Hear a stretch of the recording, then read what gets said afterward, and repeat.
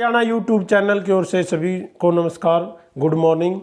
जो class 10th का हमारा चैप्टर की सीरीज चली हुई है, आज 4th वीडियो में डिस्कस करेंगे transports in plants. Transports in plants यानी पौधों में वहन। पौधों में वहन जो प्लांट के अंदर ट्रांसपोर्ट होता है वो 2 टाइप से होता है। Transport of water, transport of water and mineral. Second है ट्रांसपोर्ट ऑफ फूड। आपको पता है जो वैस्कुलर टिश्यू होते हैं वो 2 टाइप्स के होते हैं, जाइलम एंड यहां कौन रिस्पॉन्सिबल है? फ्लोएम। इसको दारू उत्तक बोलते हैं, उसको फ्लोएम। ये किसके लिए रिस्पॉन्सिबल है? किसके लिए? जल के लिए और मिनरल्स के लिए। वो केवल फ्लोएम के लिए रिस्पॉन्सिबल है। जो transport of water and minerals हैं वो जाइलम के द्वारा होता है, और जो ट्रांसपोर्ट ऑफ फूड है जो लीफ के अंदर तैयार होता है वो किसके द्वारा? Every parts of plant distribute किया जाता है फ्लोएम के द्वारा। अब जो जाइलम है, जाइलम का जो मेन काम है यूनिडायरेक्शनल, यानी लीफ है और एवरी पार्ट्स ऑफ प्लांट्स तक क्या पहुंचाना? वाटर को ट्रांसपोर्ट करना। यहाँ पर क्या है? जो ट्रांसपायरेशन होता है, ट्रांसपायरेशन मतलब लॉस ऑफ वाटर। किसके द्वारा लॉस करता है? खासकर मान लीजिए कि प्रेशर क्रिएट होता है, जैसे मान लो ये कोई प्लांट है,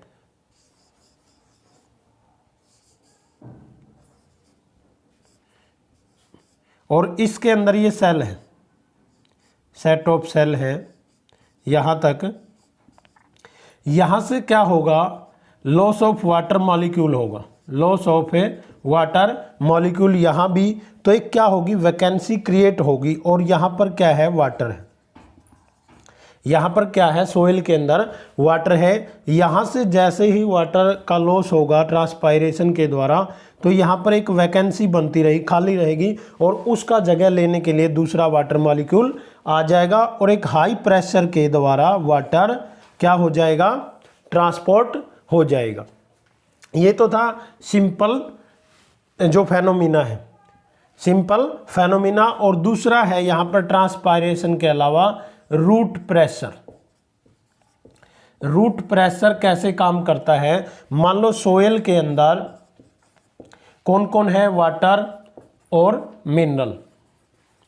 कौन कौन है? वाटर और मिनरल। ये क्या काम करेंगे प्लांट्स के अंदर?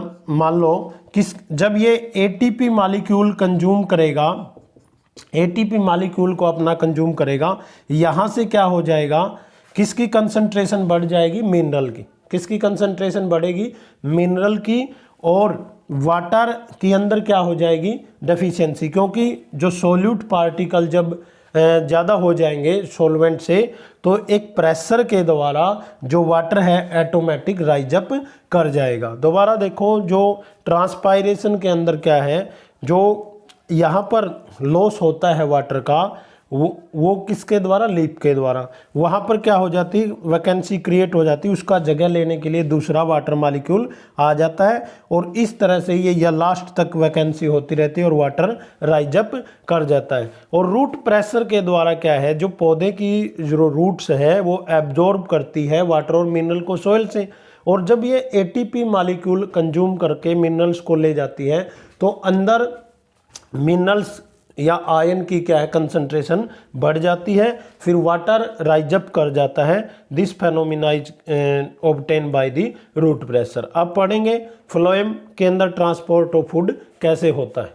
नेक्स्ट टॉपिक है transport in food by the plant. Plant के द्वारा जो फूड का ट्रांसपोर्ट होता है उसको बोलते हैं ट्रांसलोकेशन। क्या बोलते हैं? ट्रांसलोकेशन। अब जैसे जो फूड कहाँ पर सिंथेसाइज होता है, जैसे ये कोई यहाँ पर लीफ है, क्या है, लीफ, और लीफ के अंदर जो यहाँ पर क्या होता है, जैसे ये सनलाइट इसके ऊपर गिरेगी तो यहाँ पर सुक्रोस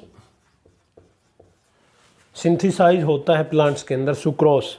और यहाँ पर कौन से टिश्यू है, फ्लोएम, एक एटीपी कंज्यूम करके अपना, जैसे हमने ट्रांसपोर्ट इन वाटर के अंदर पढ़ा था, सुक्रोस एटीपी के द्वारा किसके अंदर आ जाएगा, फ्लोएम के अंदर।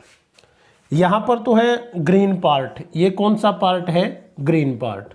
और जैसे यहाँ पर मान लो लोअर डायरेक्शन है, जो लो प्रेशर है, यहाँ पर क्या है, नॉन ग्रीन पार्ट, जहाँ पर जो फूड है वो सिंथेसाइज नहीं होता।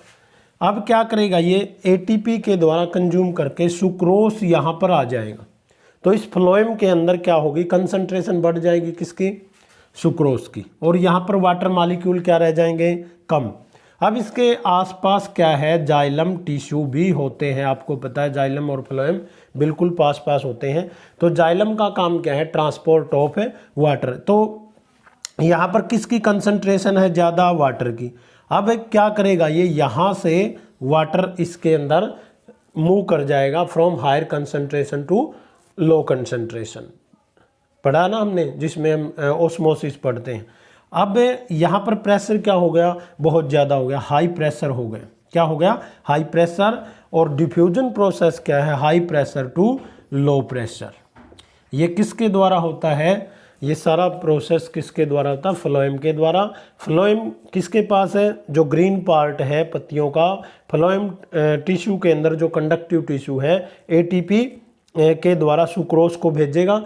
यहाँ पर सुक्रोस की यानी सोल्यूट की जो अमाउंट है वो क्या हो जाएगी, बढ़ जाएगी। फिर पास वाला जाइलम अपना वाटर इसको ट्रांसपोर्ट कर देता है। और यहाँ पर जो हाई प्रेशर बढ़ा है किस किस का, सुक्रोस का और वाटर का, वो higher concentration to lower concentration में डिफ्यूजन के प्रोसेस से नीचे भेजेगा, जहाँ पर प्लांट का जो फूड है वो सिंथेसाइज नहीं होता। Where food is not synthesise by the plants, normally जो स्टेम है, रूट्स है, तो ये किसके द्वारा होता है, ट्रांसलोकेशन के द्वारा। किसके द्वारा, translocation. Excretion in human beings, excretion क्या होता है, रिमूवल ऑफ है harmful waste from the body is called excretion. क्या बोलते हैं उसको, उत्सर्जन। जो जैसे ब्लड के अंदर हमने नाइट्रोजनस वेस्ट को निकाला था, डाइजेशन के अंदर वेस्ट जो रिमूवल किया था एनएस के थ्रू, यहाँ भी जो किडनी का काम है वो क्या है, किडनी का काम क्या है, ब्लड से removal of nitrogenous waste is called excretion.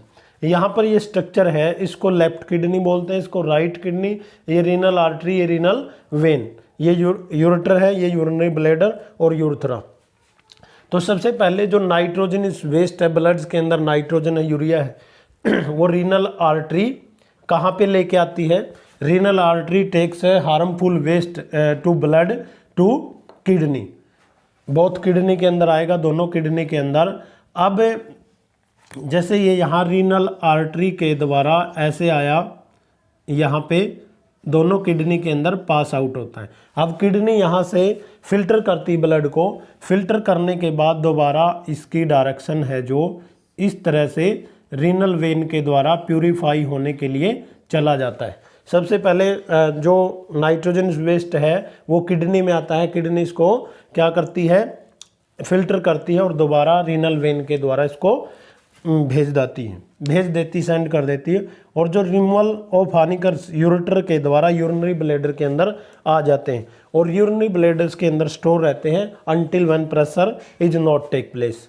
और फिर यूरिया और यूरिक एसिड यूरेथ्रा के द्वारा पेनिस से होते हुए बाहर निकल जाते हैं। अब इस तरह से जो स्ट्रक्चर है ये ग्लोमेरुलर कप शेप का जो स्ट्रक्चर उसको बोमन कैप्सूल बोलते हैं। और एक वेन यहाँ से इंटर करती है अफ्रेंट और इसको बोलेंगे इफ्रेंट, ये अफ्रेंट ये इफ्रेंट। और ये इस तरह हाईली कोइल्ड है जो इसको क्या बोलेंगे, पीसीटी, क्या बोलेंगे, पीसीटी, हैनल लूप। ये क्या है, हैनल लूप। तो जैसे ही यहाँ पर बहुत सारे वेन्स होती है, ब्लड वेसल्स होती है। इसकी जो स्ट्रक्चरल एंड फंक्शनल यूनिट है किडनी की, उसको क्या बोलेंगे? नेफ्रॉन। क्या बोलेंगे? नेफ्रॉन। एक किडनी के अंदर, वन किडनी के अंदर 1.2 मिलियन नेफ्रॉन होते हैं, दोनों के अंदर मिला के 2.4 जो नेफ्रॉन बनेंगे वो क्या करती है, यहाँ पर बहुत सारी ब्लड वेसल्स होती है। और ब्लड वेसल्स का काम क्या है, यहाँ पर जो नाइट्रोजन वेस्ट है, जैसे ब्लड में ग्लूकोज, अमीनो एसिड, उनको लेके आती है, वो तो दोबारा रीएब्जॉर्ब हो जाते हैं। और जो यूरिया है, यूरिक एसिड है, वो इस प्रोसेस के द्वारा, यहाँ पर मेटाबॉलिज्म होता है, उस प्रोसेस के द्वारा यूरिनरी ब्लैडर के अंदर और यूरेथ्रा से होते हुए ब्लड क्या हो जाता है? फिल्टर हो जाता है। यहाँ पर होता है तो इसको बोलते हैं osmoregulation by kidney. Osmoregulation by kidney. यहाँ पर ब्लड वेसल बहुत है, इस तरह से हमने ये स्ट्रक्चर के द्वारा प्रूव किया। अब होता है एक्सक्रीशन इन प्लांट्स। प्लांट भी एक्सक्रीट करता है अपने हार्मफुल सब्सटेंस को, जैसे रेजिन है, गम है, और जो ड्राई लीव्स होती है, जैसे वो भी क्या है? फॉल ऑफ होती है due to transpiration after some time. तो thanks for watching, have a nice day.